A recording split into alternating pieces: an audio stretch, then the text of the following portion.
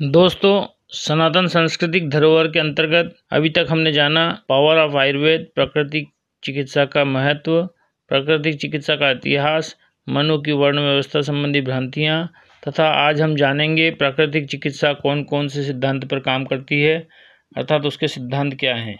आधुनिक प्राकृतिक चिकित्सा एवं उसके सिद्धांत। प्राकृतिक चिकित्सा का विकास प्रायः लुप्त सा हो गया था। आधुनिक चिकित्सा के आगमन के फलस्वरूप इस प्रणाली को भूलना स्वाभाविक था, लेकिन आपको यह आश्चर्य होगा कि प्राकृतिक चिकित्सा को दोबारा प्रतिष्ठित करने की मांग उठाने वाले चिकित्सकों में पाश्चात्य देश के एलोपैथी डॉक्टर का विशेष सहयोग रहा है। ये डॉक्टर एलोपैथी से अपने मरीज का इलाज करते करते थक चुके थे। उन्होंने स्वयं भी प्रकृति को करीब से देखा और महसूस किया तथा उसके लाभ पर विचार किया और उन्होंने स्वयं पर भी प्राकृतिक चिकित्सा का प्रयोग किया और स्वस्थ हुए तथा अपना शेष जीवन अस्वस्थ मरीजों का इलाज किया। इन विशेषज्ञ ने जीवन यापन तथा उपचार को अधिक तर्कसंगत विधि द्वारा आरंभ किया। प्राकृतिक चिकित्सा को उनके द्वारा विज्ञान से जोड़ा गया। कई विशेषज्ञ तो डॉक्टर भी नहीं थे, परंतु वह प्राकृतिक इलाज को समझते थे। उन लोगों ने भी इस चिकित्सा पद्धति में नए नए प्रयोग कर, कभी धूप स्नान, कभी कटी स्नान, कभी मट्टी लेप आदि आदि का प्रयोग कर विभिन्न मरीजों का उपचार किया। एलोपैथी से थके मरीज जब पुनः प्रकृति की ओर लौटे तो उन्हें राहत की सांस मिली। तब आधुनिक प्राकृतिक चिकित्सा का धीरे धीरे विकास होने लगा। यह वैकल्पिक चिकित्सा के रूप में उभरकर सामने आई। प्राकृतिक चिकित्सा एक विज्ञान है, एक तर्कसंगत प्रणाली है। इसके निम्नलिखित आधारभूत सिद्धांत हैं। इन्हीं सिद्धांतों पर यह प्रणाली चलती है। यही प्राकृतिक चिकित्सा का आधार है।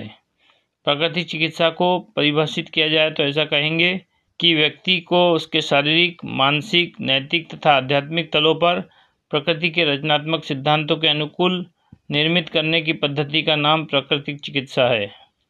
प्राकृतिक चिकित्सा मुख्यतः इन सिद्धांतों पर कार्य करती है। सभी रोग और उनके कारण एवं उनकी चिकित्सा भी एक ही है, अर्थात रोगों का कारण विजातीय द्रव्य का एकत्र होना है। उदाहरण स्वरूप, यदि विजातीय द्रव्य हमारे पाचन तंत्र में एकत्र होता है तब व्यक्ति को कब्ज, गैस, अपच, दस्त से लेकर कैंसर तक हो सकता है।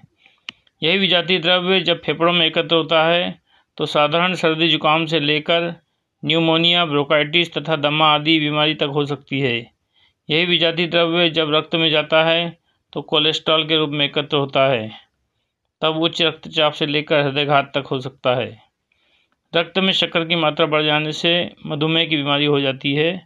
इसी तरह शरीर में विजातीय द्रव्य का एकत्र होने से ग्रंथियाँ जो विभिन्न तरह के हार्मोन का स्त्राव करती है, उनके नियमित प्रतिकूल स्त्राव से विकार उत्पन्न हो जाता है, जिससे हार्मोन संबंधित बीमारियां हो जाती है। यह सब जितने भी रोग हैं, प्राकृतिक चिकित्सा उन्हें एक ही मानती है, क्योंकि उनका कारण विजातीय द्रव्य है और जब विजातीय द्रव्य शरीर से बाहर कर दिया जाए तो व्यक्ति स्वस्थ हो जाएगा। अर्थात सभी रोगों की चिकित्सा भी एक ही है। प्राकृतिक चिकित्सा पद्धति में रोगों का एकमात्र कारण विजातीय द्रव्य को शरीर से बाहर निकालने के लिए उपवास और आहार प्रणाली में सुधार कर आंतों को शुद्ध किया जाता है। वाष्प स्नान द्वारा पसीना निकालकर, प्राणायाम द्वारा कार्बन डाइऑक्साइड निकालकर, खूब पानी पीकर मूत्र निकालकर, जल नेति भस्त्रिका द्वारा नाक से कफ निकालकर एकत्रित विजातीय द्रव्य को हटाया जाता है। कटी स्नान, मेहन स्नान, मालिश, धूप स्नान, यह सारे उपचार शरीर के मल मार्गों को पूर्ण रूप से खोलकर उनको क्रियाशील कर देते हैं ताकि शरीर के मल को बाहर निकालने में मदद मिले। प्राकृतिक चिकित्सा का एक सिद्धांत यह भी मानता है कि रोगों का कारण कीटाणु नहीं, विजातीय द्रव्य है। आधुनिक शिक्षा पद्धति एलोपैथी का सिद्धांत है कि रोगों का कारण कीटाणु, वायरस एवं बैक्टीरिया है। जिस व्यक्ति में रोग प्रतिरोधक क्षमता कम होती है तो उसे रोग जकड़ लेता है। एक स्वस्थ शरीर में सभी अंग सुचारू रूप से कार्य करते हैं।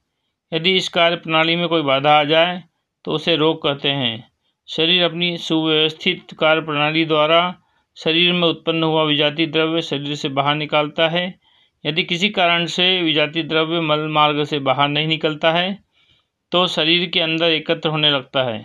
धीरे धीरे यह एकत्र विजातीय द्रव्य शरीर में फैलने लगता है, जिसके कारण रोग उत्पन्न होते हैं। शरीर इसको पसीना, फोड़े, फुंसी, उल्टी, दस्त, सर्दी जुकाम आदि के रूप में निकालता है। प्राय लोग इसे रोग समझते हैं, परंतु यह प्रकृति द्वारा किया गया प्रयास है जो कि विजातीय द्रव्य के माध्यम से इन रोगों के रूप में निकलता है। वास्तव में यदि हम नियमित दिनचर्या, आहार विहार व विचार रखें तथा शरीर को विजातीय द्रव्य से मुक्त हो तो कीटाणु या विषाणु जो हमारे शरीर में चारों ओर फैले हैं हमारे शरीर में होने के बाद भी वहाँ नहीं रह सकते, क्योंकि उनको वहाँ पनपने के लिए विजातीय द्रव्य नहीं होगा। प्राकृतिक चिकित्सा का तीसरा सिद्धांत है, यह चिकित्सा केवल रोगों की नहीं बल्कि रोगी के पूरे शरीर की होती है। अन्य चिकित्सा पद्धतियों में रोगी के रोग पर जोर दिया जाता है, जैसे यदि रोगी के सिर में दर्द है तो केवल सर दर्द का इलाज किया जाएगा, किसी को हृदयघात हुआ है तो वह हृदय रोगी कहलाएगा, दमा का रोगी, मधुमेह का रोगी, गठिया का रोगी,